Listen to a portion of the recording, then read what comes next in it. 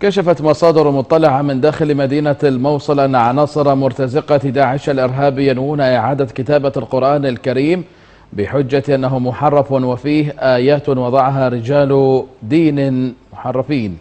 المصادر أكدت أن إرهابي داعش يدعون ويدعون أن القرآن الكريم محرف من قبل رجال دين خدمة لأديان وطوائف كافرة بحسب وصفهم كالمسيحيين واليزيديين والشيعة وبعض مذاهب السنة، مبينة أن من بين تلك الآيات التي ينوون تحريفها قوله تعالى في آية التطهير: إنما يريد الله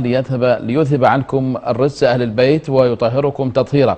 وقوله تعالى في سورة الكافرون: قل يا أيها الكافرون لا أعبد ما تعبدون ولا أنتم عابدون ما أعبد ولا أنا عابد ما عبدتم ولا أنتم عابدون ما أعبد لكم دينكم ولي ديني.